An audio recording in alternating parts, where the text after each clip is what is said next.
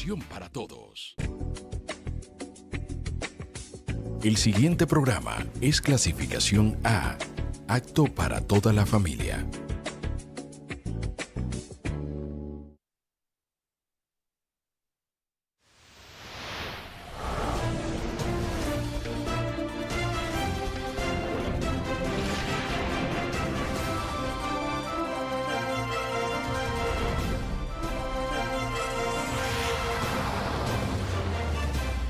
Desde el mundo tenemos el caso de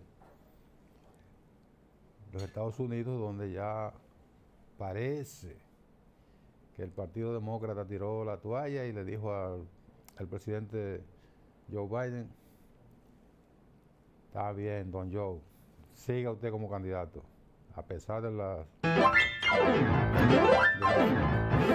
sobre su capacidad para afrontar los eventuales 4 años de gobierno, pero de todas maneras siga como candidato y está a punto de ser proclamado de manera oficial. Eso va a ocurrir el próximo mes. Ya para definir, porque el Partido Republicano tiene su candidato y su fórmula.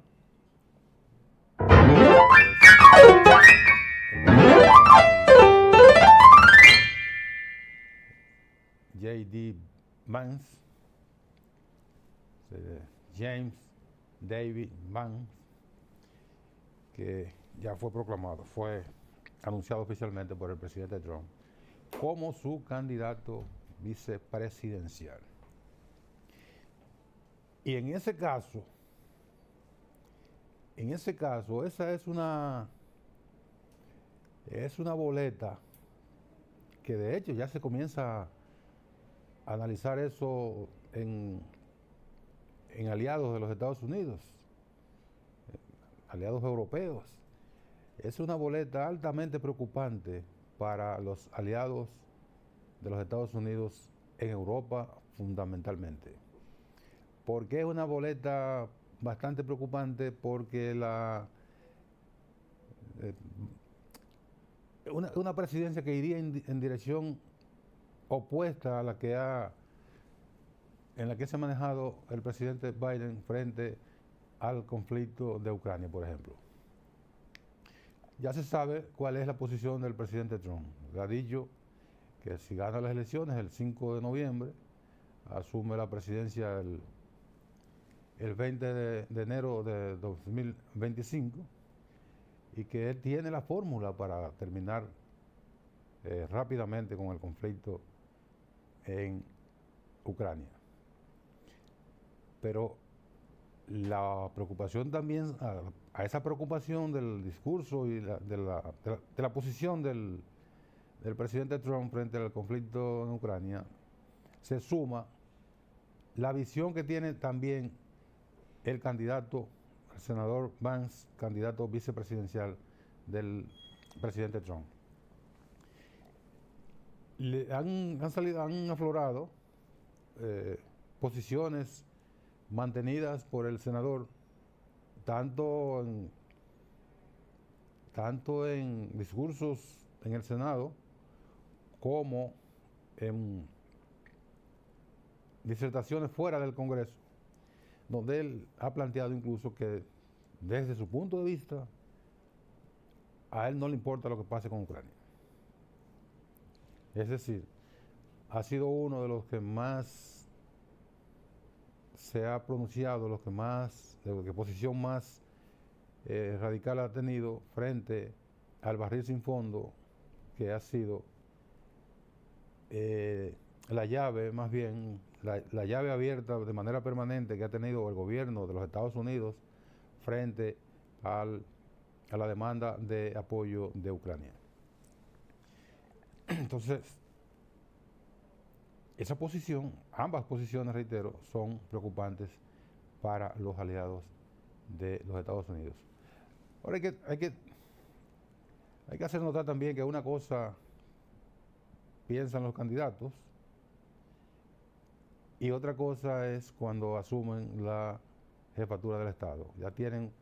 Hay otras realidades que se plantean ya en los hechos que pueden hacer variar cualquier posición. En el caso de Trump,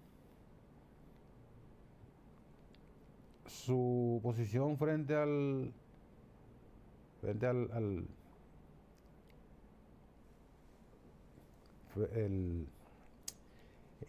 la relación de Estados Unidos con la OTAN. Recordamos que en su pasada presidencia fue muy frontal con sus aliados de la OTAN. Incluso en algún momento dijo, bueno, si ustedes no pagan, no hay apoyo de Estados Unidos porque nosotros nos vamos a financiar la seguridad de ustedes. Y a partir de esa posición de Trump, los aliados europeos de la OTAN comenzaron a pagar el funcionamiento, el mantenimiento operativo de la OTAN. Y después dijo el presidente Trump, bueno, yo lo puse a pagar. De una manera muy arrogante, yo los puse a pagar. Porque los miembros de la OTAN fuera de Estados Unidos, más bien, la OTAN sin los Estados Unidos es nada. Sería una organización pura y simple más, como las miles de organizaciones que existen alrededor del mundo. El núcleo fuerte de la OTAN se llama Estados Unidos. Por eso estos aliados dicen, bueno, vamos a esperar cuál va a ser el comportamiento en caso de que el presidente Trump gane. Y si su vicepresidente eventual tiene una posición todavía más radical frente a estos conflictos, entonces habría que ver cuál sería el futuro de esas relaciones y sobre todo cuál sería la posición final de la administración eventual Trump frente al conflicto con Ucrania, que como decíamos ayer ha caído en un punto muerto, no hay avance, no hay definición, y llegó un momento en que esos espacios en que un conflicto ni avanza ni retrocede, sino que está en una inercia cuyo desenlace es incierto. Y un desenlace que hacia donde apunta debería ser hacia la negociación. Los republicanos, a partir del sábado pasado, con el atentado que hay que notar que los grandes medios de comunicación de los Estados Unidos no hablaron de atentado en el sábado, ni hablaron de atentado el domingo. Vinieron a usar la palabra atentado ya el domingo en la tarde, ya cuando el hecho había evolucionado ya en un 90%, ya se tenía todas las herramientas para el análisis. Entonces ahí comenzaron a hablar de atentado. En principio, también yo desde este territorio insular insignificante para la geopolítica mundial, yo dije presunto atentado. Lo titulé así en el correo, presunto atentado. Bueno, presunto atentado, porque siempre en estas cosas siempre hay que dejar cierta duda sobre la posibilidad de que se trate de una elaboración interesada con fines de ganar capital político. Alguien dice, pero es muy arriesgado que se arme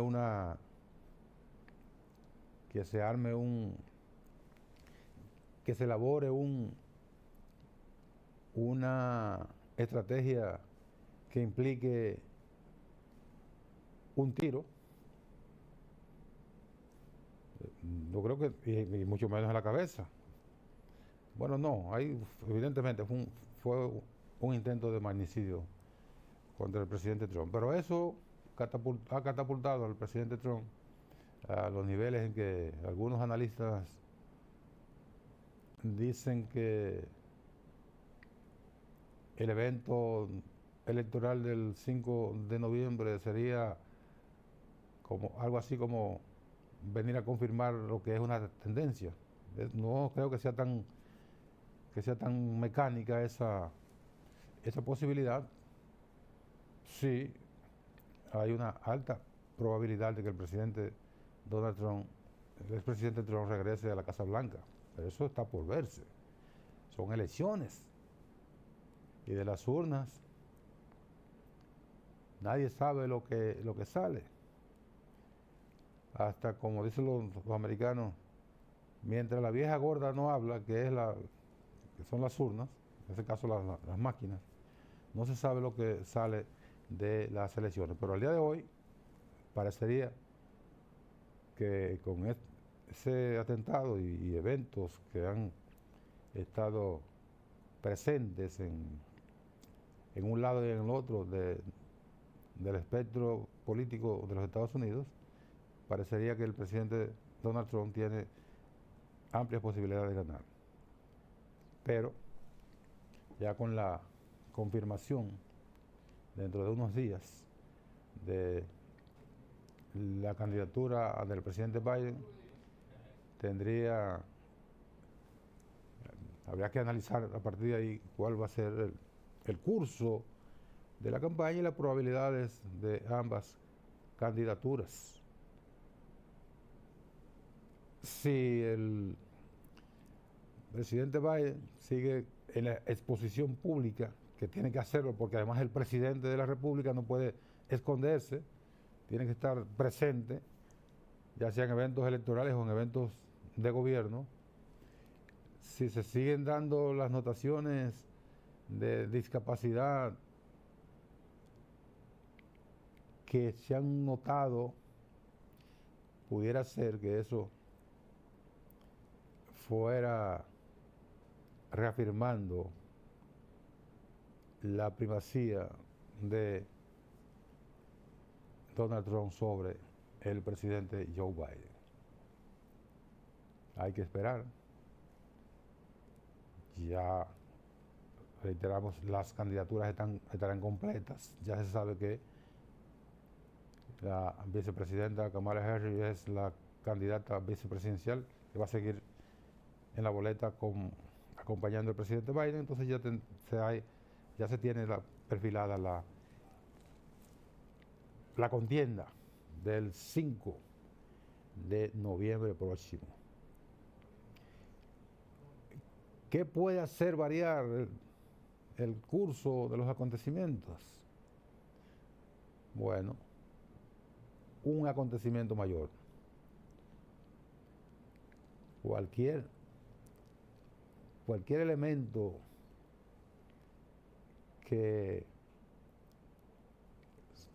cualquier evento que ocurra en una u otra candidatura puede hacer variar el curso de los acontecimientos electorales en los Estados Unidos.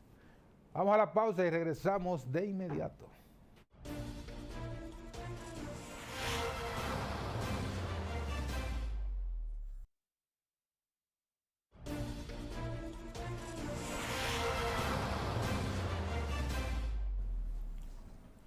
Seguimos en geopolítica y ya tenemos aquí, se reincorporó don Leandro Campos y Félix. Tú te ríes así como que tú te desapareces.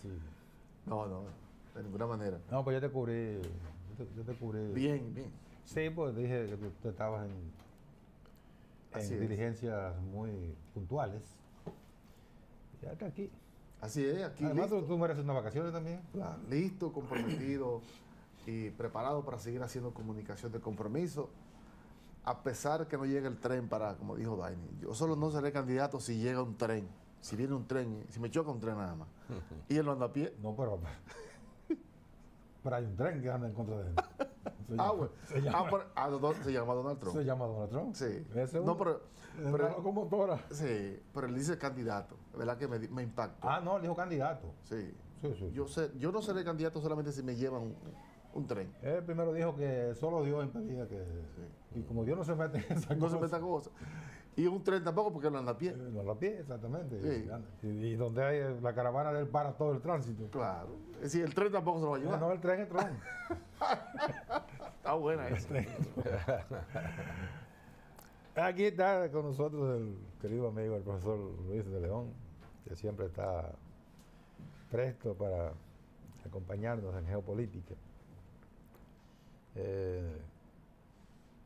Candidato a la Secretaría General del Partido de la Liberación Dominicana. ¿Otra vez? Al próximo Congreso, a la Secretaría General. Sí. Él fue candidato Precandidato presidencial. Sí. Buen día, don Luis. Gracias. Buenos días, don Nelson. Buenos días, Alejandro.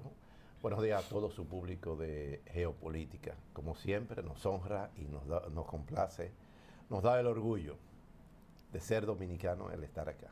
Gracias. Bueno,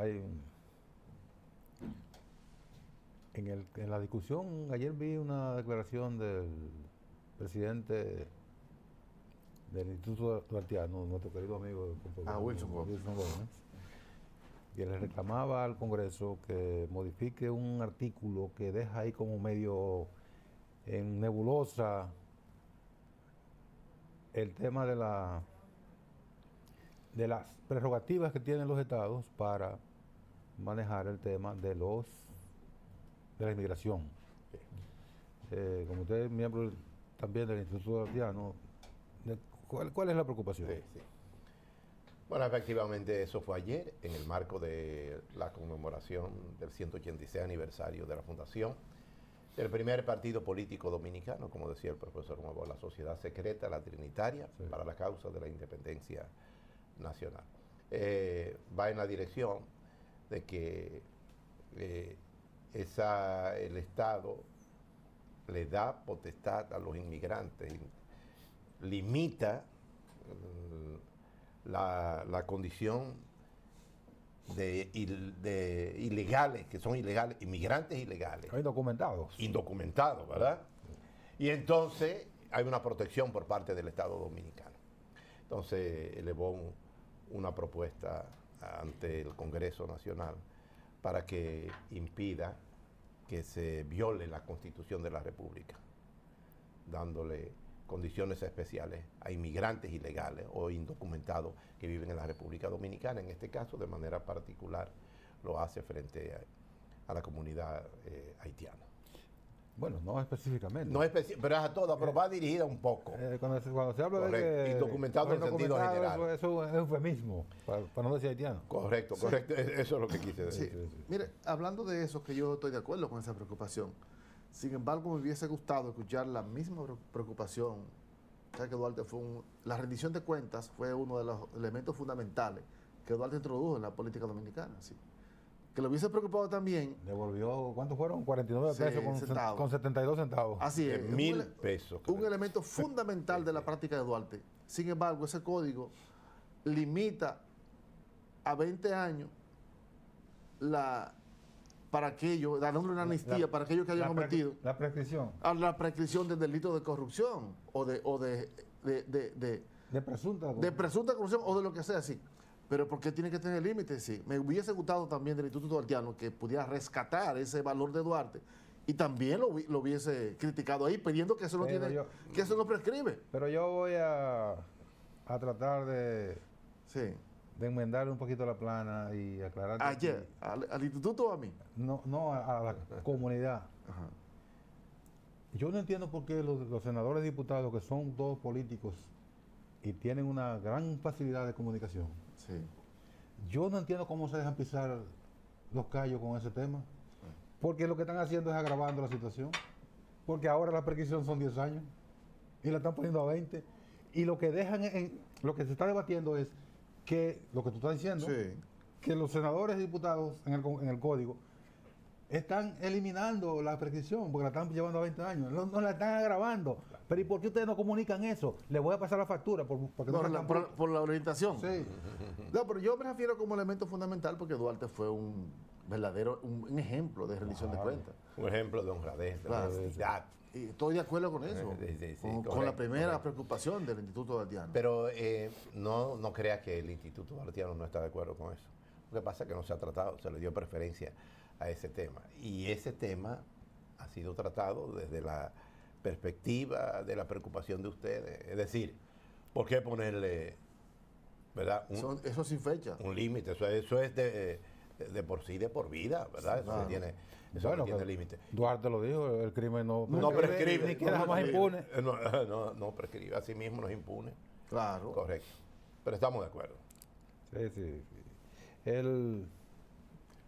La cuestión del... Ayer se reconoció a Felipe Rojas Salón. Sí. Tremendo. Y hizo una narración de cuál fue la posición de él cuando... y eso se conoce mucho, él lo ha dicho varias veces. Cuando él jugaba, ¿verdad?, en Grandes Ligas, y cuando la República Dominicana fue invadida o fue ocupada por Estados Unidos en el año 1965, su actitud de protesta que se quedaba cuando ponían el himno nacional De los Estados en Unidos. los Estados Unidos, se quedaba en el dugout, que no salía. Y Marichal también. Protestaba, y Marichal también lo decía. De manera que el patriotismo no puede, en dominicanos como eso, está muy encentrado. Es una de las posiciones más dignas de cualquier dominicano en un escenario público, internacional, sobre todo en los Estados Unidos. Tuvieron Ahora, los jaló, son personas, sobre todo Felipe, de posiciones dignas, Sí. tanto en el deporte como en su vida, pública. Y su vida personal. Claro, Correctamente. Bueno, merecido ese reconocimiento sí. al Y banquete en Jaime. un momento donde hay que presentar al país Sus mejores valores, sus mejores valores, claro. ¿verdad? Sí, cuando caemos en el terreno de que enarbolar valores es como... Ese es un mamú, eso es arcaico.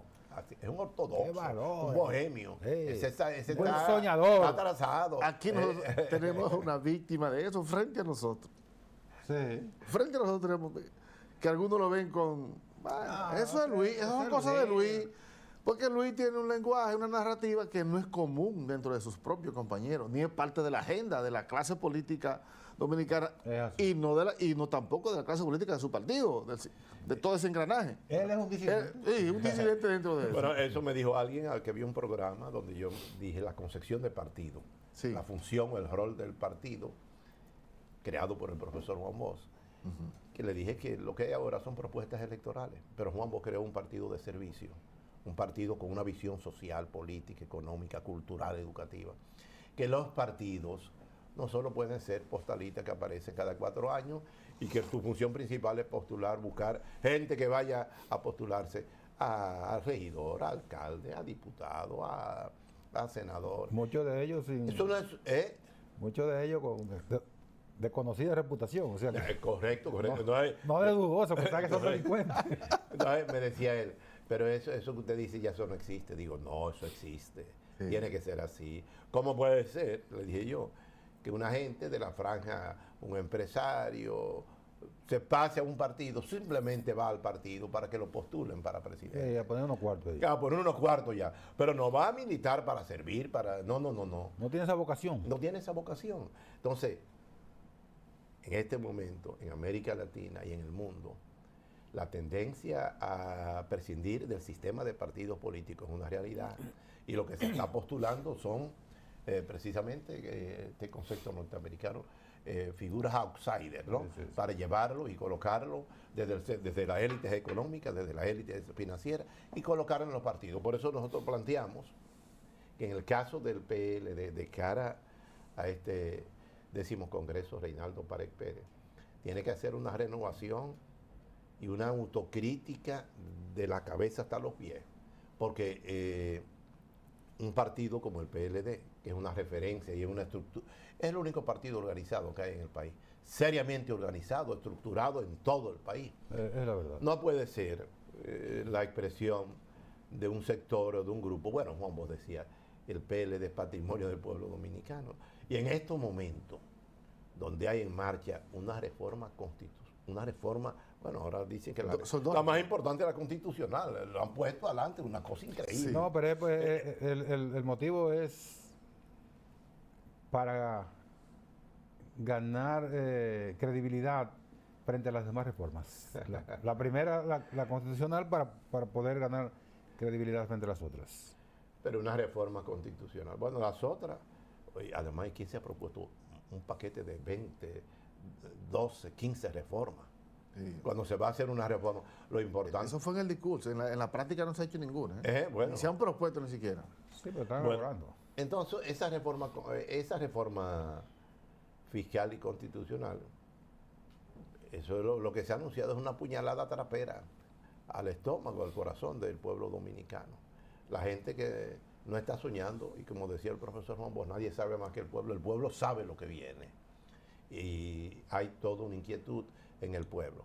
Ahora, los partidos políticos tienen que fijar una posición, y frente a la reforma constitucional, ¿qué necesidad hay? ¿Y cuál es la posición del PLD? Yo no la he visto. Bueno, yo he visto Pues algunos pues no estoy leyendo. Digo el partido. que han hablado. No, de vocero. Debe presentar una posición cerrada. Eso es lo que yo digo. Hay posiciones, ¿verdad? Diversas. Bueno, la posición nuestra es clara, ¿verdad? Pero de otros dirigentes. Pero debe reunirse y presentar una posición cerrada. Aprovecho este programa para hacer un llamado a la alta dirección del partido, para que frente a la reforma constitucional, que va a ser la primera, según dijo el presidente, y que se va a producir tan pronto se inaugure, se ponga en marcha la gestión del próximo cuatrenio, que haga un llamado, ¿verdad? Exponga una posición política frente a esa reforma constitucional, porque esa reforma constitucional, todo el mundo lo dice. Se manifestaron ayer pidiendo más tiempo, porque la comisión tenía hasta hoy, miércoles, para presentar el informe, ya en esta legislatura, que termina... Ese es el del código. Sí. Ese es el código. El código. Yo me refiero a la reforma. La reforma tenía razón, constitucional. Que, bueno, el propósito de ello es que ustedes saben que, vale, el propósito es habilitar al presidente para continuar. Aunque él dice que no, que va a poner... ¿Y por qué tiene que poner un transitorio? Si la Constitución se lo impide a usted ser presidente. O bajar ese 50, bajar el 50 para la primera vuelta. Bajar ese porcentaje de 50 a 45 a 40. El transitorio que tiene la Constitución actual ya no existe. No. Ya no existe. Ese no. Era para mí nada más. Pero ¿por qué poner transitorio a algo que no es necesario? Porque la Constitución ya prohíbe impide que usted vuelva de nuevo. Se hace una discusión. O sea, hay todo un... Pero la oposición no ha reaccionado con la contundencia, con la firmeza, con una posición política, social. No conocemos cuál es la posición del presidente Danilo Medina, porque el presidente Medina no habla, él dice dos o tres cosas en círculos internos. En un coto ahí. Él nunca habló a la población dominicana en un discurso público. No, él no le habla a la gente. No, ni tampoco le importó lo que diga la gente. Él le habla a la gente del PLD. Sí. Entonces no se sabe cuál es la posición del presidente Medina. Bueno. A ver cuál es, si él cambió de idea, cambió de posición respecto a la modificación constitucional. Pero ¿por qué no habla el presidente Medina? Porque no está autorizado. No. Y hay una razón fundamental. Ya tú lo dijiste. Hay una razón fundamental.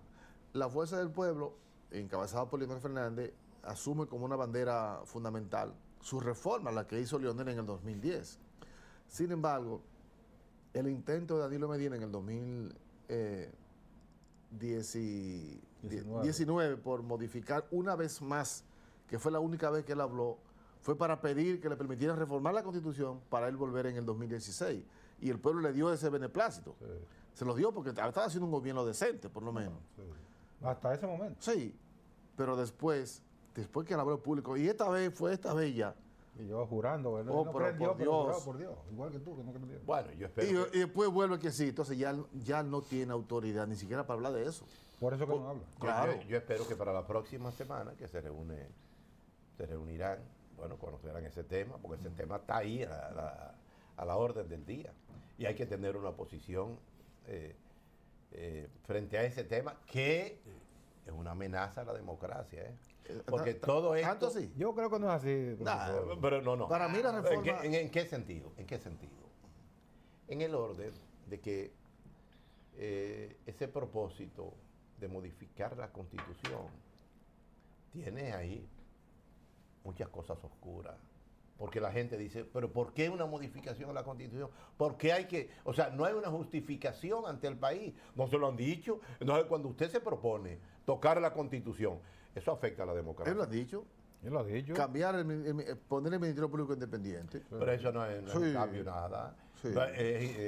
Es actualmente la cual yo comparto plenamente. Bueno, pero ese ministerio se ha quemado. Luis. Ha quemado en todos los casos. ¿Cómo va a ser? En los casos de corrupción. Por Solo ve de un lado, no ve de otro lado. No. Entonces, en consecuencia... Yo lo veo bien. No, ese Ministerio Público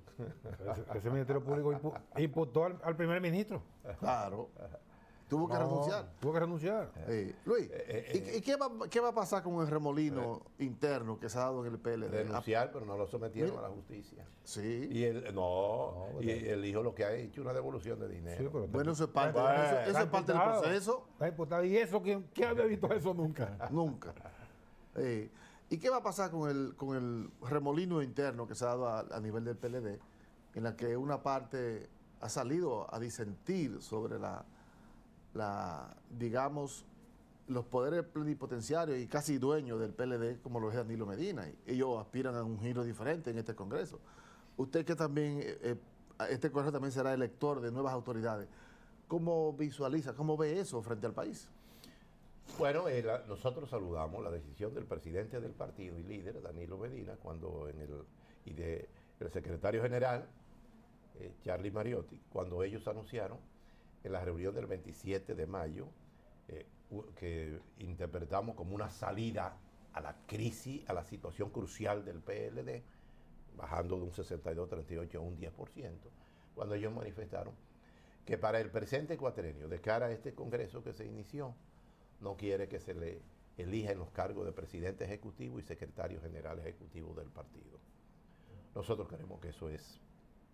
Pero eso no era una pose, eso no era real. Pero espérese, Alejandro. No, en el caso de Charlie, el caso de Charlie es real, porque sabe que no lo iban a elegir. Sí. Pero eso el presidente del partido no ha dicho, no ha hablado en lo absoluto, contraviniendo la decisión de él, que la dijo al partido todo, al pueblo, al país, al mundo. Pero hay que decir una cosa. La gente está confundida. El hecho de que el presidente no sea el presidente ejecutivo no quiere decir que seguirá siendo el líder del partido, claro, presidente arbitra, nada de eso. No es que hay gente que lo ven eso como una exclusión, y no es una exclusión. Es un cambio en el ajedrez de la parte ejecutiva gerencial del PLD. Sí. Lo que pasa es que eso es como, ahí se aplica la metáfora del pastorcito. Sí, es que nadie cree que fue de verdad que Danilo dijo eso. Si fuera verdad no le creen. Aunque sea verdad, lamentablemente. Pero lo cierto es que en el PLD no aflora nadie que tenga la estatura de Danilo Medina, porque en el PLD no hay otro expresidente. Y esa es una condición que le da que le pone en una condición por encima de todos los demás. El hecho, como dice el profesor, que no sea presidente titular, no significa que no sea el líder. No, el liderazgo nadie se lo va a rebatir a Danilo Medina. No, en lo absoluto nadie, Nadie tiene la estatura de él en términos de liderazgo, claro, político, social. Pero por eso nosotros creemos que hay que esperar la reacción. Es decir, usted asume lo que dijeron los disidentes, que deben tomar la palabra Danilo de que él ya no sea el presidente del PLD. Claro que sí. Claro. Eso de salud política, porque el PLD tiene que darse un remenión, cambiar un poco el cuadro. La política es una ciencia. Sí. No podemos concebir la política como un juego. Es que lo que ha ocurrido pone al PLD en una condición muy difícil para la competencia política a futuro inmediato. Entonces tenemos que hacer algo. Ahora, nosotros lo que planteamos es, como fuerza bochista, es que el PLD debe renovarse,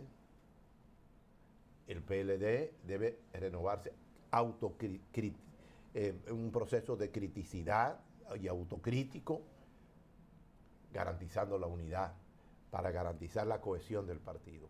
Porque sin un partido, sin unidad, donde aparezcan, ¿verdad?, gente que se crean dueños. Ustedes saben que el PLD en los 20 años de gobierno se generaron gente y sectores económicos.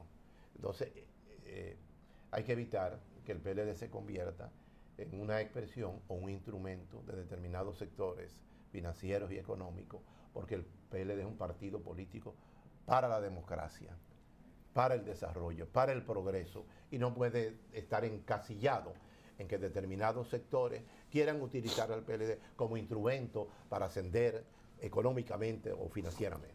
Cuando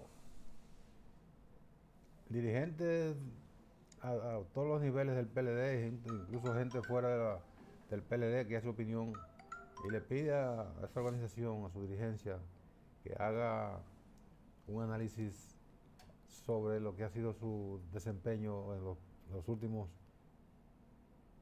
8 años, vamos a decir, del 16 al 24.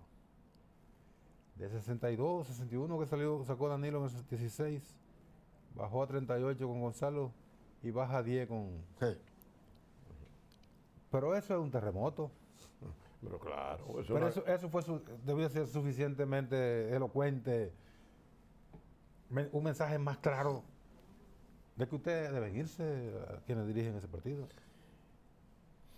Bueno, dar paso a otro liderazgo, porque ellos no deben irse. Eso es lo que yo planteo, no pueden irse, no deben irse. Cuando digo que se vayan, es que no estén ahí en primera línea. Ya, no. Es entendiendo el lenguaje del pueblo, es entendiendo. Bueno, no. Todo eso, como dice nuestro querido amigo Nelson Encarnación, es un terremoto, es una conmoción que necesita, por eso nosotros decimos a la alta dirección y a la dirección del partido, que la línea es concertar, la línea es ponerse de acuerdo, la línea es comprender, la línea es racional, la línea no puede ser tener posiciones fijas, determinadas, al margen de lo que significa políticamente la importancia y la trascendencia de un partido como el PLD, que dijo el profesor Juan Bosch, que fue su obra maestra y que lo fundó para ser una expresión del pueblo dominicano, y que él dijo, muchas veces reiteró, que el PLD es un patrimonio del pueblo, sí, no de individuos, de personas ni de sectores. Así lo dijo él y lo reiteró. Él lo dijo y lo mantuvo, pero él se fue. Sí. Montado en esa, y eso cambió. Montado en ese relato, dicho por los disidentes, si lo puedo llamar así, ellos tocaron un tema que yo aquí se lo había dicho a usted en esta mesa incluso, y fue que ellos dijeron en su tercer punto que el PLD debe separarse de los actos de corrupción cometidos por gente que es conocido por todo el mundo. Es decir, ¿por qué el partido tiene que asumir y no diferenciarse de eso? O asumirse como corrupto cuando no lo son. Usted que ha sido un vocero de la anticorrupción. Dejan que le corporaticen. Que le corporaticen unas cuestiones particulares. ¿Verdad? Porque la institución no tiene por qué aceptar eso. Me parece súper interesante. Debió hacerlo hace 2 años. Separarse era la única forma de... Porque ese es su hándicap del PLD. Sí. Claro. Bueno, nosotros lo dijimos en aquel momento, que era lo propio que había que hacer. Que mientras tanto no fueran juzgados por un tribunal y se tomara una determinación, debía apartarse del puesto. Claro. Si el tribunal determina lo contrario, bueno, ya es otro. Se reivindica. Se reivindica, claro que sí. Claro, eso es de procedimiento, eso es de gravedad. Eso se entiende claramente que tiene que ser así. Y ese planteamiento que ellos han hecho, realmente lo concibe el partido, porque el PLD no es un partido corrupto. Hay 2 o 3 personas. No, hubo 2 o 3. Exactamente. Pero el partido como tal tiene la formación y la hechura del profesor Juan Bosch, que nosotros planteamos que este congreso, que se llama Reinaldo Párez Pérez, también tiene que llamarse moralmente profesor Juan Bosch, en términos, y patrióticamente profesor Juan Bosch, en términos de lo que hay que hacer en el PLD, de que el PLD, para resurgir como ave fénix, necesita tomar determinaciones importantes, trascendentes, porque ese partido es necesario ahora que vamos hacia una situación de alta inestabilidad y de peligro para la sobrevivencia, para la democracia, para la existencia. Se necesita el partido como tal que esté en condiciones de echar la pelea. Pero es un partido que haga propuestas, porque por ejemplo la posición sobre la reforma constitucional que plantea el presidente de la República, no se conoce la posición del PLD como organización, que puede hacer un planteamiento a la dirección cualquiera. Mira, nosotros creemos que si hay una modificación constitucional debe ser en estos términos. No lo hacen. Porque ¿a qué le temen? Tienen que hacerlo, porque la rueda de la historia nos puede arrastrar. Si no hacemos, si no cumplimos con nuestro deber y la responsabilidad de actuar y tomar posiciones frente a la situación social, económica, política del país. El momento es como para que el PLD se sienta convocado a renovarse y transformarse de manera decidida, pensando en el pueblo, en su existencia y en su compromiso de mostrar a este país que eso que ocurrió de un 10% es solamente una coyuntura, pero que el partido tiene, y así es el partido, como lo dije ahorita, más grande, eso pudiera ser una coyuntura. Tengo que demostrarlo. Luis, pudiera ser una coyuntura. Luis, lo va a depender. Hablando de cultura y de reforma, estamos a la puerta de una reforma fiscal también. Nos quedan 3 minutos. Sí. Entonces, la tradición de la reforma fiscal gira siempre alrededor de los mismos temas, ¿sí? De cargar a la población, a todo el conjunto de las cargas fundamentales que el Estado tiene. Sin embargo, lo que hemos tenido es que es totalmente no es equitativo lo que pasa en el país. Sí, la carga tiene que dar un giro. Y los políticos hablan de todos los temas, menos del más importante es. ¿Vamos a la pareja, como dicen los mexicanos? Bueno, claro, hay que removerlo. Eso hay que moverlo más que el PLD. No, los partidos políticos tienen que tirarse a la calle con todo lo que va a ocurrir y con lo que usted está diciendo. Porque no están hablando de quitar las exenciones fiscales a los sectores económicamente poderosos, porque este es un gobierno de empresarios y de grupos. No, pues eso viene de lejos. Eso no lo ha movido nadie aquí, Luis. Nadie lo ha movido, ¿eh? Bueno, claro, está bien. Entonces los partidos tienen que prepararse. La única manera de gente que no tiene cultura como el PRM, cultura democrática, cultura patriótica, cultura social, que tienen todos esos poderes, quieren utilizarlo mecánicamente, no van a escuchar a la población. Y el verdugo solo escucha a la población cuando ve a los partidos movilizando al pueblo, con el pueblo en la calle. Pero el PLD porque lo que va a ocurrir... ¿El PLD nunca escuchó a nadie, Luis? No, eso no es así, tampoco es así. Nunca. No. Bueno, no tenemos tiempo para ver eso, pero los partidos yo creo que tienen que movilizarse, tirarse a la calle en estos momentos, porque así lo están.